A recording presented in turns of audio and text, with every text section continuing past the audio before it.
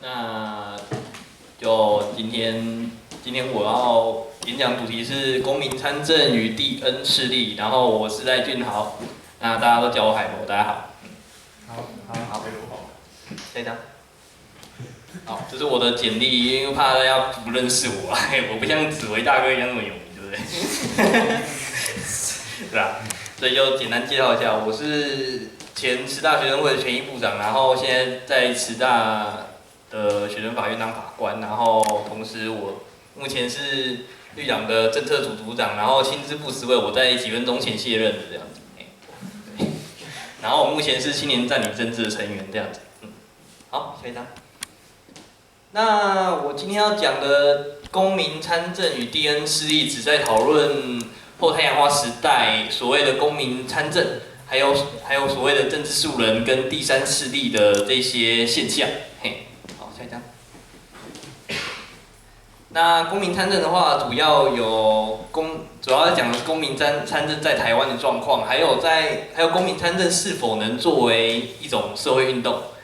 跟体制内的公民运动它的重要性。然后在地 N 势力上的话，我会稍微谈一下什么是地 N 势力，然后对于地 N 势力的迷思这样子。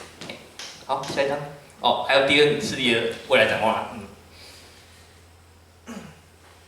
好，那什么是公民参政呢？大家看到这张柯文哲嘛，对不对？他之前是一个医生，然后后来选择去从政，结果在网络时代崛起跟太阳花学运等等的一些现象之下，然后他就这样当选了，这样子。好，然后像冯光远啊，还有那个连胜文先生，跟那个赵延庆先生，各位可能会觉得说他们这些人在除了赵延庆先生以外，可能会觉得说冯光远先生啊、连胜文先生，或者是像柯文哲市长，他们三个人都是在那个电视上面经常出现的一些公众人物，所以说他们可能不算公民。可是我必须要跟大家说的是，他们其实都算公民。就广义来，就一个中华民国宪法的定义之下，他们都算一个公民，所以说他们都算一个公民参政。那为什么我们会突然这么重视公民参政这个词呢？下一张。那就要先从公民参政这件事情开始谈起。那所谓的公民参政，其实最简单来说的话，就是所谓的选举、投票、创制、复决权呐。拥有这些权利的那个公民参政权这样子。好，那其实在一个正常实质的民主国家，都会让心智年龄成熟的人，以目前来说定义是16岁到18岁啊，以全世界的定义来说，让他们能行使完整的参政权。那同时行使这个完整参政权的那个另一面就是说，他们也要同时行使对这个国家的义务，比如说像服兵役啊、缴税啊等等的。那一个完整的公民参政，应该是要在达到一定的年龄之后，该国国民都能轻易在低门槛甚至零门槛之下行使参政权，而年龄的唯一门槛可以随着国际趋势或者是公民教育的普及程度逐渐的下修，这样子。那为什么公民参政会在太阳花学运之后这么的被重视呢？那下一张。那其实跟公民参政的某些问题有关啊。那这张是我在去年9月的时候参与青年占领政治，去争取那个投票参政年龄下修的那个运动这样子。那个时候的话，我原本是要以那个年龄不符的身份，因为那时候22岁，然后我去参选那个高雄市议员，然后届时登记，然后去拿那个年龄不符的处分书。可是后来我发现他们先看的不是年龄，他们先看的是保证金的部分。那这时候我才发现说，台湾除了年龄之外，还有另一个很严重的问题，就是所谓保证金的问题。那这个保证金的问题，我接下来会再继续谈下去。好，下一章。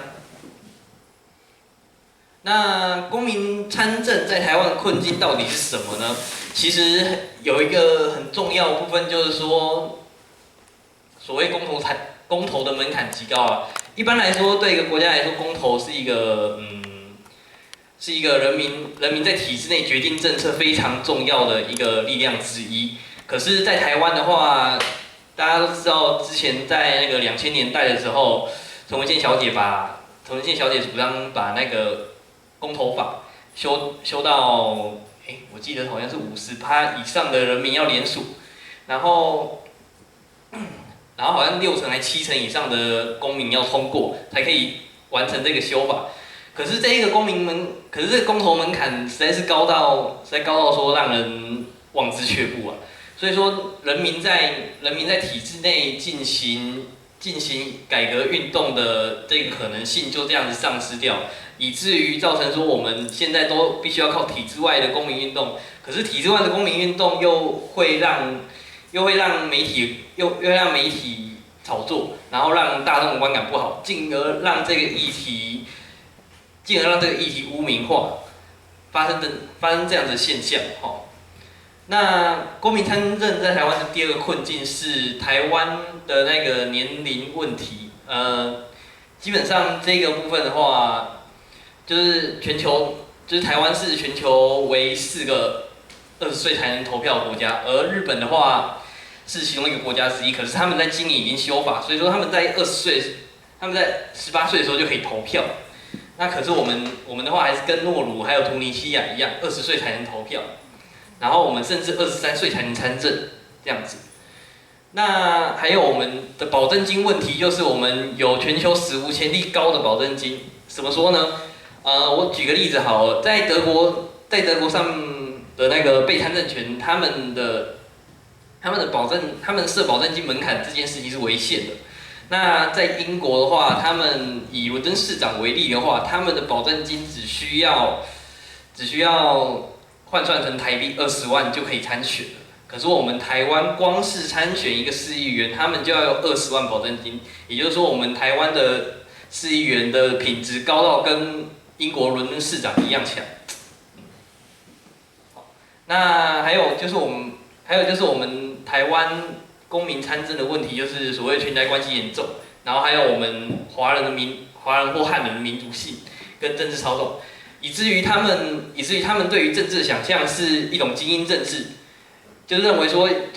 一个在资源上或者是在知识上的精英，他们还可以去参选，其他人去参选都是来乱的。但是对于一个实质民主的国家来说，你就算是一个农夫，你就算是一个身无分文的乞丐，你也应该要有你的参政权。只要你有那个参政理想，只要你有那个政策可以去替这个国家进行改变，或者是让它发展，那么你应当都要有这个最基本参政权利。可是台湾人对于政治的想象，却仅止于在资产阶级、知识分子的想象之中。那以至于他们没办法去信任说一个素人参政，或者是去信任一个低学历的人，去相信他可以去参加选举，然后去改变台湾这样子。下一张。那公民参政是否能作为一种公民运动来说，这件事情的话，其实以一个健全的民主国家来说，这件事情，以健全的民主国家来说，这件事情非常蠢啊，我觉得，因为对于一个健全的民主国家来说，他基本上每一个拥有年龄门槛，或者是他拥有他最基本公民权的公民，他们都可以去参选。那如果把这种事情当作是一个公民运动的话，其实听起来是蛮荒谬的。可是对台湾来说，无论是以我们的历史背景或是民主现况的话，其实都非常适合。因为我们台湾在民主素养的那个启蒙的状况的话，从解严之后，就一直停滞到最近的，就停滞到野百合，一直停滞到那个野草莓运动，一直到我们现在的太阳花。其实我们的民主进程还算是非常缓慢的这样子。好，那第三个就是我们一般大众对于社运的想象还是在体制外抗争，可是我们其实仔细看，我们就会发现说进入体制，然后从而改变体制和重生体制，却是非常重要的。这样子，好，下一张。那体制内公民运动的重要性，它的重要性，第一个其实就是一种，其实就是一种拉拢客群的概念啊。对，你就是要拉拢你，不那么反对你的敌人，你才能获得更多的那个资源这样子。好，所以说排除保守派民众对于社运人士都是来乱的这种偏见，因为他们对于社运人士的想象就是他们在体制外捣乱，然后他们不照秩序来。那其实如果让社运人士，或者是说让一些对于改变体制有那个想法的那个公民，让他们进入体制内参政的话，其实可以多少消除这种偏见这样子。那在体制外长期抗争，其实说实话啦，除非是用极端的手段，比如说像革命，或者像我们占领立法院的行动，否则以和平的长期抗争，其实会使人力疲惫啊，然后最后甚至被政府敷衍了事，甚至说有一个很严重的状况，就是说体制外的群体还是会有不同立场，那他们很容易在这种长期抗争的疲惫之下，他们很容易就会被分化。他们很容易因为不同立场而各自解散，结果造成力量更加分散，这样子。那像体制内外，因此体制内外的并重将是未来台湾改变台湾政策的重要方针，无论是哪一个方向都是不可或缺的。就像我最底下这边说的，体制外的运动是用来发现问题的，那体制内的运动是用来解决问题的，这样子。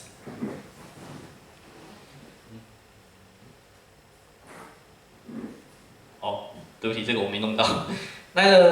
那接下来我要谈的是什么是蒂恩势力呢？那大家可以看一下这些东西。还有。上面那个是什么？蓝色那个是哪一个？那个是伪中党啊，不是啊，我说那个是中华统一促进党。对。我好屌。那个我没弄到。还有。那这个是树党。对，这是树党。然后还有我记得还有好几张。这个是什么？这是劳动党。对，是劳动党。好红啊！好，这个大家应该都知道，那个所谓的民国党，他们其实跟那个感恩师傅、张干师傅有很深的渊源，这样子。也不对，是聂耀天啊，是他师傅。然后，所谓蒂恩势力的话，我来简单介绍一下。其实，在民众眼中的第三势力，按一下。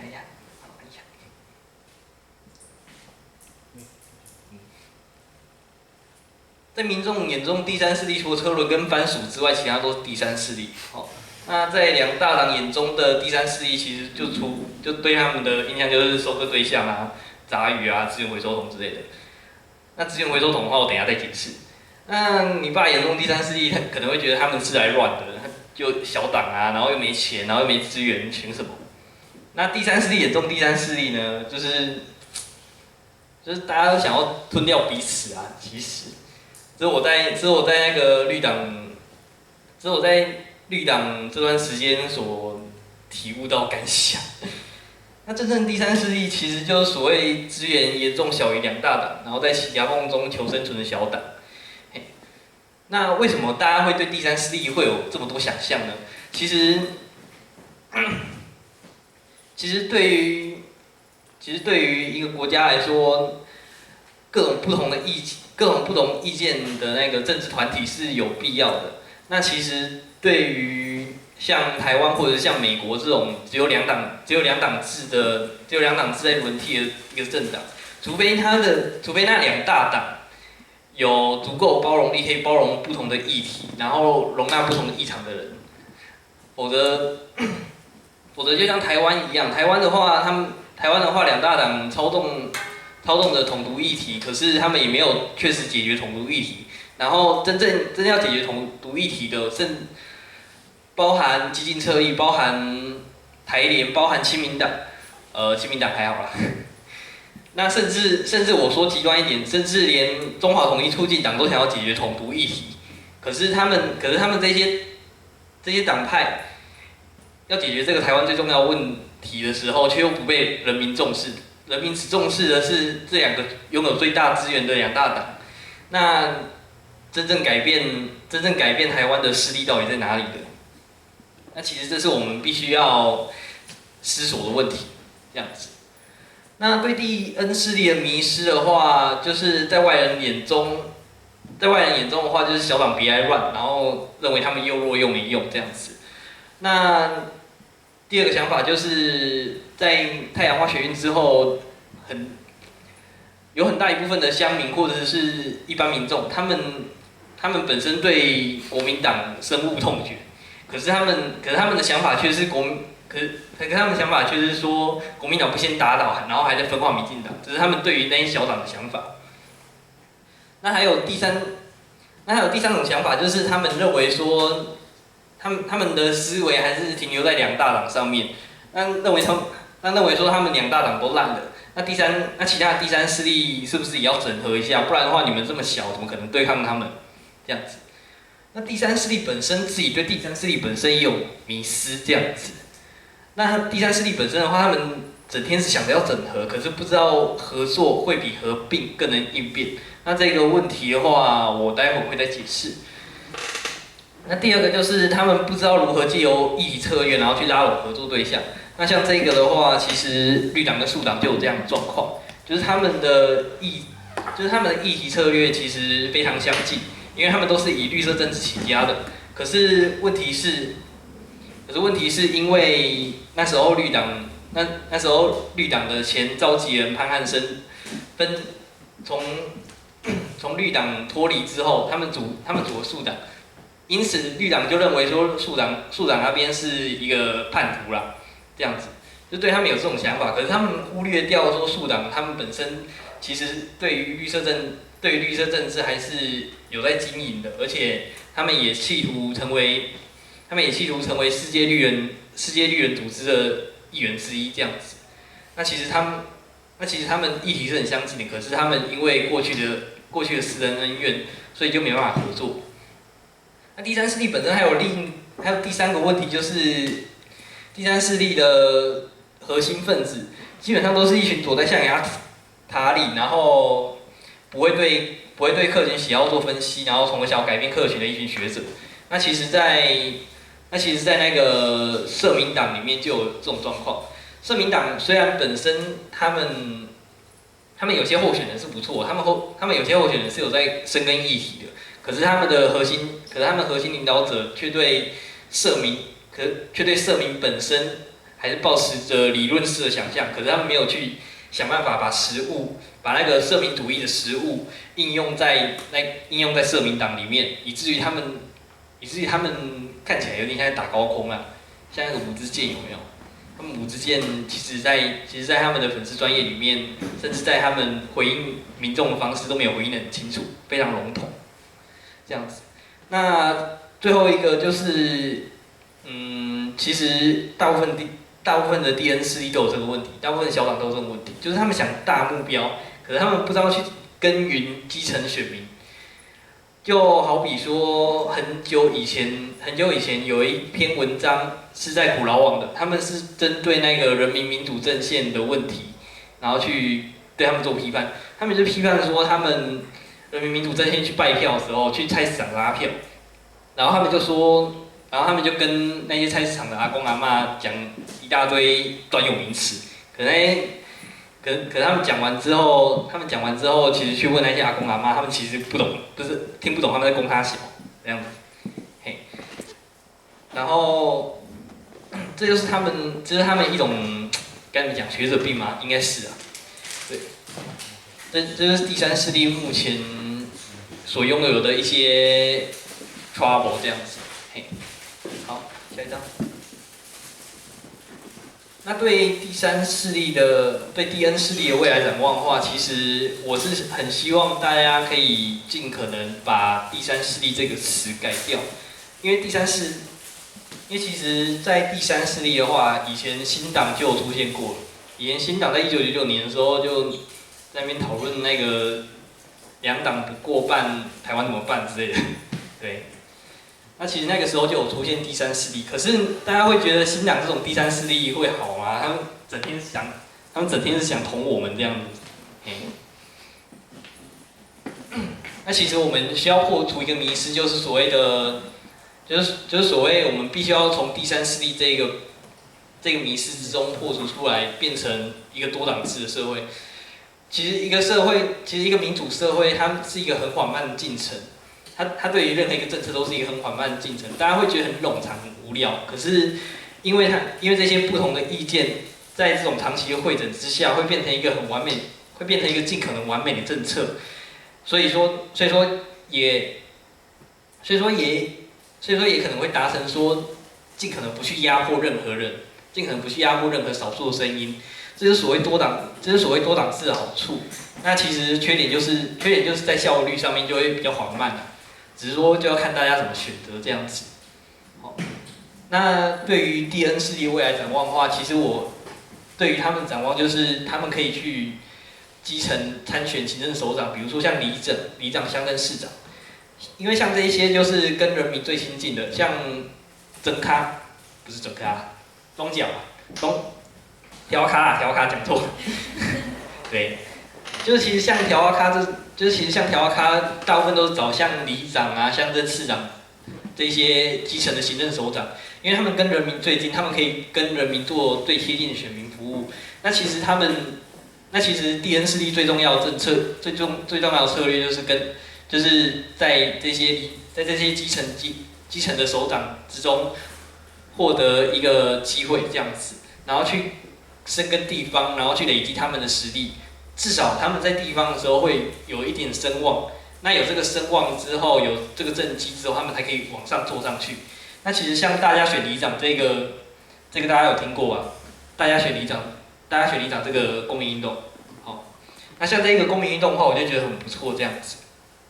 那第二个就是在议题合作上面的话，他们必须要破除另一个迷思，就是说在议题合作不代表是合并。因为像在澳洲的话，对，是澳洲。像澳洲的话，澳洲有一个澳洲绿党，那他们的话，他们是跟那一边的社民党进行合作。那其实他们虽然说在全世界红绿联盟的合作，红的话就是社会主义啊，在全世界红绿联盟这个状况很频繁。可是其实，在社会主义这边的话，其实对于绿色政治还不算是说很友善这样子。所以说他们在那个选举策略上面的话，虽然他们会合作，可是他们如果在某些议题，像是环境议题上面有冲突的时候，他们就不会说进行合作，然后就会进行那个。就进行切割这种状况，所以说代表说他们在某些议题上面可以合作，可是这个合作不代表他们会合并这样子。好，那第三个就是组成所谓的政治联盟啦。那其实借由合纵策略打击主要敌人是一个很棒的方式。像是德国的话，他们原本都是以保守政党为那个主要政党，可是后来的话，他们的社民党跟那个德国绿党进行合作之后，他们就联合打败了那个德国那个保守党，然后一直组成联合政府执政这样子。好，那像这个就是一个合纵策略的一个很好的例子这样子。那第4个就是争取进入国会和地方议会的席次，然后让两党政治蜕变为多党制，这就像我刚提到的一个多元立场的一个民主政治，才是真正达成一个实质民主政治的一个唯一道路啦。对，好，那就是关于